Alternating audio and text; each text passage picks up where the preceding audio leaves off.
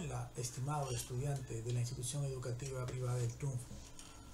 Te saluda muy cordialmente el profesor Mario Ojeda Rodríguez, profesor del curso de Historia de cuarto año de secundaria. En esta oportunidad vamos a tener dos culturas importantes pertenecientes al horizonte inicial, conocido también como formativo peruano, en su fase superior. Antes de empezar nuestra sesión de aprendizaje, importante mencionar y recordar siempre las medidas preventivas para la lucha masiva contra esta pandemia mundial, la COVID-19. No olvidar el aislamiento social, que es sinónimo de quédate en casa. No olvidar el distanciamiento social, mantener una distancia de separación entre personas que vivan fuera de tu entorno y la higiene permanente de manos y cuerpo. Recordar siempre la utilización de mascarilla, protector facial y alcohol en gel o en spray, para que de esa manera pueda mantener la higiene y acabar con el virus en tu cuerpo externamente. De esa manera podrás mantenerte a salvo, sano y salvo, y podrás también salvaguardar la vida de tus seres queridos que viven en casa. Bien, en esta oportunidad vamos a dar inicio a un tema muy interesante. Este tema está relacionado al horizonte temprano o inicial o primer horizonte cultural, en la fase llamada horizonte superior, lo que conocemos como formativo superior, formativo peruano también conocido. Vamos a hablar en esta oportunidad de dos culturas, la cultura Paracas y la cultura Sechín.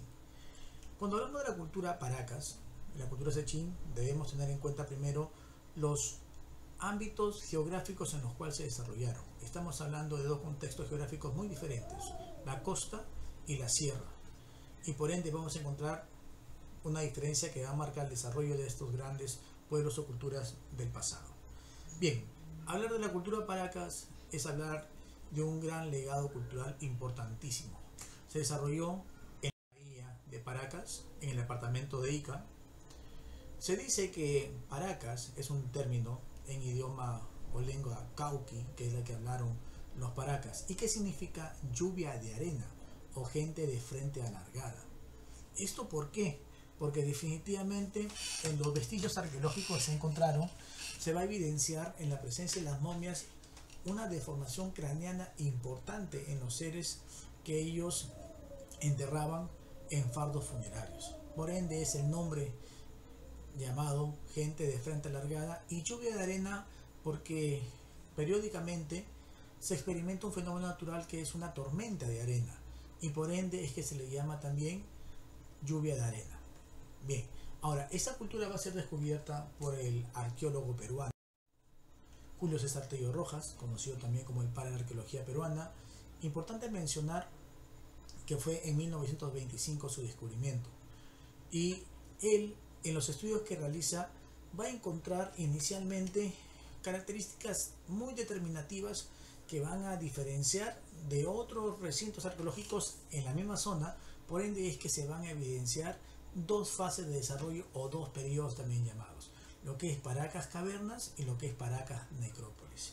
Cuando hablamos de Paracas Cavernas, es porque hablamos directamente del protagonismo de Julio César Tello Rojas. Paracas Caverna va a tener una ciudad capital principal llamada Tajahuana. Se va a caracterizar ¿por qué? Porque en esta cultura va a encontrar tumbas o centros mortuorios o centros funerarios que van a tener la forma de una Y invertida, la forma de una copa invertida, y esto tiene un trabajo muy, digámoslo así, extraordinario. ¿Por qué? Porque este trabajo va a evidenciar que construyeron unos centros funerarios o tumbas bajo la tierra que termina en una forma de una copa invertida, donde va a encontrar unos majestuosos enterramientos, o sea, momias que van a ser muy delicadamente preparadas y van a ser momificadas, y a la vez van a ser envueltas en unos telares muy impresionantes. Son telares hechos lógicamente con fibra de algodón o fibra también de lana de Auquenios camélidos, con unos tejidos impresionantes, También se obtuvo evidencias que encontraron cabellos humanos e hilos de oro y de plata, un trabajo totalmente esplendoroso, tanto así de que encontraron telares que medían más de 20 metros de longitud. O sea, es un trabajo bastante magistral, digámoslo así. Ahora, ¿qué características tiene Paracas Cavernas? Paracas Cavernas van a encontrar estas tumbas en forma de bota bajo la tierra, donde encontraron momias envueltas en telares y las momias en posición o forma fetal, lo cual supone, ¿no?, de que ellos los enterraban de acuerdo a la forma como ellos llegaban a la vida, igual cuando ellos experimentaban la muerte, que para ellos no era la muerte, sino más bien era un camino al más allá o una vida posterior.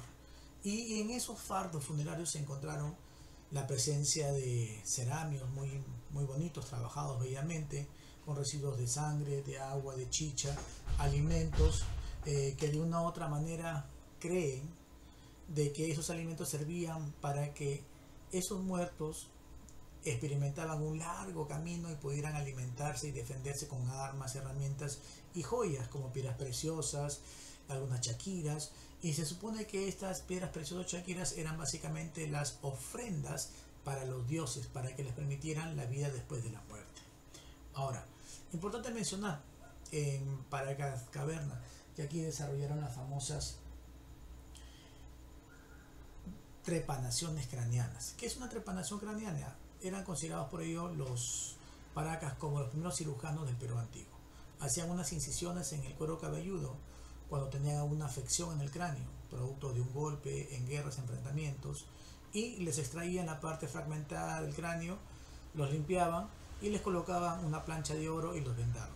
Lógicamente que estas operaciones eran fallidas porque a los pocos momentos fallecía el herido, pero mientras tanto fue un avance muy importante para la ciencia médica en ese entonces. Utilizaron básicamente elementos como la chicha de jora, como la coca, chachándola para menguar el dolor, y lógicamente era como si estuvieran ebrios o drogados, pero posteriormente fallecían por la infección o por la hemorragia. Ahora, importante mencionar que en Paracas Cavernas utilizaron y crearon una cerámica que podemos decir una de las más perfectas, la cerámica llamada postcocción. La postcocción significaba que ellos la decoraban, la pintaban después de haberla cocinado la arcilla. Entonces se mantenían los colores vivos, se mantenía un trabajo de arte cerámico muy hermoso, muy diferente a Paracas Necrópolis. Ahora vamos a hablar algo de Paracas Necrópolis. Paracas Necrópolis, su mismo nombre lo dice, ¿no? Necro, muerto, polis, ciudad, ciudad de los muertos. Este gran hallazgo va a ser descubierto por Toribio Mejía Sexpe, un ayudante, amigo, seguidor fiel de Julio César Tello Rojas, que posteriormente va a encontrar los recintos arqueológicos de Paracas Necrópolis. Que también es importante mencionar que Toribio Mejía Sexpe va a ser el descubridor posterior de la línea de Nazca. Este personaje da a conocer al mundo una nueva fase de Paracas, de la cultura Paracas, donde va a modificarse totalmente. Mientras en Paracas Caverna los enterramientos eran bajo tierra, aquí estos enterramientos ya no van a ser bajo tierra, sino que se van a realizar básicamente como si fueran habitaciones abandonadas que tenían forma rectangular, y allí encontraban varios fardos funerarios acomodados de una manera muy ordenada. Van a tener las mismas características, básicamente modificación, telares muy hermosos, la presencia de la creencia de la vida después de la muerte, forma fetal también. La diferencia es que acá en Paracas Necrópolis va a descender la importancia de la cerámica, porque la cerámica va a ser precocción, o sea, la van a pintar, decorar antes de cocinar, y eso le perdía la vistosidad, los colores, la hermosura que presentaba inicialmente Paracas Cavernas. Es importante mencionar que Paracas Necrópolis va a tener una ciudad capital o principal llamada Topará. Aquí también es importante mencionar que desarrollaron las famosas deformaciones craneanas, que es una deformación craneana. Desde muy temprana edad, a los niños, digámoslo así, les colocaban en la parte frontal, en la parte posterior del cráneo, unos maderos atados con unas vendas. Como eran muy pequeños al nacer, a los pocos meses, sus huesos todavía son cartílagos y podían moldearse. Entonces la cabeza obtenía una forma hacia arriba que deformaba notoriamente, pero no todos los personajes de la cultura Paracas tuvieron esta distinción. Es importante mencionar que solamente la clase alta, o sea, la aristocracia, por ejemplo, una aristocracia militarizada, los Paracas, va a diferenciarse. Ellos sí, que era la clase alta, van a tener la forma de cráneo deformado, ¿no? Eso se llama una deformación craneana, típico e importante de Paracas para marcar la diferencia entre las sociedades. Ahora, importante mencionar también que Paracas es una cultura que se va a desarrollar cerca al mar, por ende que su economía de Paracas va a ser claramente la recolección de mariscos, la pesca, van a desarrollar, como hay valles, también la agricultura, van a desarrollar algunas técnicas como canales de irrigación, van a utilizar fertilizantes naturales como excrementos de ellos mismos, se ha comprobado, de animales, se va a utilizar también todas las vísceras de los animales, las vísceras de los peces que ellos utilizaban y se descomponían, lo mezclaban con la tierra y utilizaban como fertilizantes naturales. Importante mencionar que Paracas es una cultura que va a tener un desarrollo muy notable. Va a estar marcado siempre la presencia de los sacerdotes, los artesanos y el pueblo, que son los campesinos, que básicamente son la base de la economía de Paracas. Ahora, cuando hablamos de religión, vamos a hablar aquí de algo muy importante. Paracas se ha considerado que adoraron a la serpiente, que adoraron también al felino, pero su dios principal, que va a estar siempre presente en los telares, bordados, en la cerámica y algunas inscripciones sobre sus murallas, va a ser el dios Con, llamado dios del mar, que es un dios oculado también llamado, porque es una forma antropomorfa, o sea, un ser antropomorfo, forma humana, que está sobrevolando con un cinto en la cabeza, con formas de olas en la parte inferior. Significa que es el dios del mar o dios, ¿no?, principal de Paracas. Y casualmente, este dios va a ser venerado posteriormente por la cultura Nazca. Por eso se dice de que la cultura Nazca, ¿no?, tiene sus raíces en la cultura Paracas. Ahora, la cultura Paracas, importante mencionar, muchachos, de que va a tener un periodo bastante importante de desarrollo, pero sin embargo, como esos periodos habían enfrentamientos, entonces va a ser lógicamente sometida básicamente por las raíces de la cultura nazca, es lo que se considera. Bien, ahora vamos a pasar a otra cultura importante. Nos vamos a ir hasta el altiplano en el cual vamos a encontrar una cultura importante que se llama la cultura Pucará. La cultura Pucará es una cultura que tiene un nombre en aymara, quechua aymara, que significa fortaleza. Esta cultura va a ser descubierta por Luis Eduardo Valcárcer. ¿Qué importancia tiene la cultura Pucará? Pucará tiene una importancia en el ámbito de desarrollo, que fue una sociedad militarizada que se va a desarrollar en una zona bastante difícil por las condiciones climáticas. Estamos hablando básicamente de la meseta del Collao, que es una zona muy fría, pero sin embargo supieron adaptarse y supieron también manejar los recursos de esas regiones frías. Ahora, la cultura Pucará va a ser caracterizada básicamente ¿por qué? Por su arte lítico. ¿Qué es el arte lítico? El arte lítico, digámoslo así, es básicamente la escultura lítica, el trabajo sobre la piedra. Consideran que esta cultura son las raíces de la cultura tiahuanaco. Recordemos que la cultura tiahuanaco va a llegar a ser uno de los grandes imperios, ¿no?, megalíticos del Perú antiguo, del Perú prehispánico, digámoslo así. Entonces se considera que estas raíces de Tiahuanaco se van a encontrar en la cultura Pucará. Ahora, importante mencionar, Pucará va a desarrollar en el ámbito económico, va a desarrollar la domesticación de animales. ¿Qué animales? Los auquénidos camélidos, como son la llama, la vicuña, la alpaca, el guanaco, y los roedores como el cuy, que son típicos oriundos del Perú. Va a desarrollar la agricultura, pero una agricultura bastante interesante. ¿Por qué?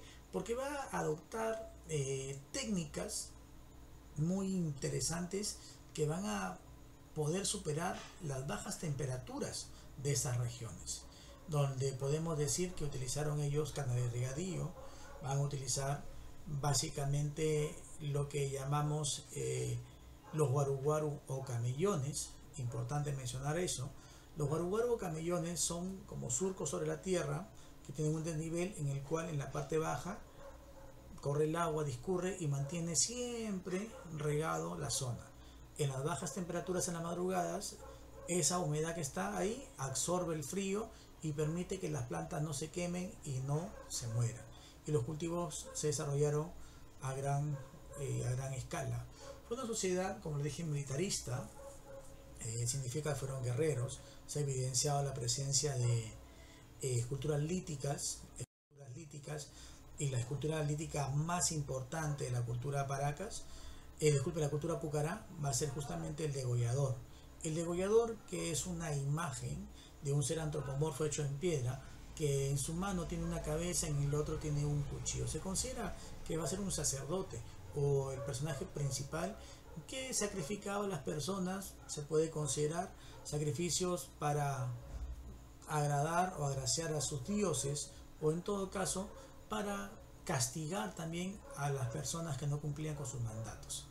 Importante también mencionar que esta cultura va a venerar a uno de los dioses importantes llamado el dios de los báculos, que posiblemente es Huiracocha, el mismo dios que veneró Tiahuanaco. Y por si acaso, Huiracocha va a ser considerado el dios creador del mundo, creador del universo, uno de los dioses más importantes del Perú prehispánico. Esta cultura con la cultura Paracas, las dos culturas van a ser básicamente politeístas. ¿Qué significa politeísta? O sea, van a tener varios dioses, pero de esos varios dioses ellos van a ser básicamente diferenciales, porque van a tener dioses superiores y dioses inferiores. Como en el caso de Paracas, tienen al dios Con, dios del mar, pero sin embargo adoraron a las estrellas, adoraron al felino, adoraron a la serpiente, adoraron a los peces. Acá en el caso de Pucará van a tener al dios principal, que es Huiracocha, dios de las varas, dios de los báculos, uno de los dioses más importantes, creador del universo también llamado.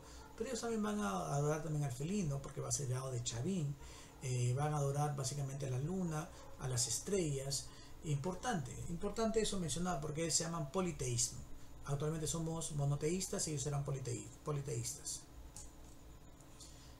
Bien, la arquitectura Pucará se va a caracterizar básicamente porque es una arquitectura lítica, o sea, recintos hechos de piedra, con trabajo muy exclusivo sobre la piedra, esculpida la piedra. Entonces, eso básicamente se considera que son las raíces de la cultura Tiahuanaco, que posteriormente se va a constituir como un gran imperio, como el imperio megalítico del Perú. Cuando hablo de megalítico es mega, inmenso, grande, superior, lítico, piedra. Ahora, bueno, es una explicación bastante importante, lo más sustancial, digámoslo así, de estas dos culturas. A continuación tienes una actividad de extensión que tiene 5 preguntas que van de una u otra manera a reforzar la información que está presente en el vídeo, y además va a permitir que conozcas más sobre estas dos culturas. La próxima reunión tenemos las culturas importantes como Salinar y Cupiznique y Virú Gallinazo, que son dos culturas que también pertenecen al formativo superior. Bueno, como siempre te agradezco por tu atención, cuídate mucho, respeta siempre las indicaciones para luchar contra esta pandemia, la COVID-19. Un abrazo a la distancia, cuídate mucho, nos vemos en la siguiente clase. Bendiciones, amigos.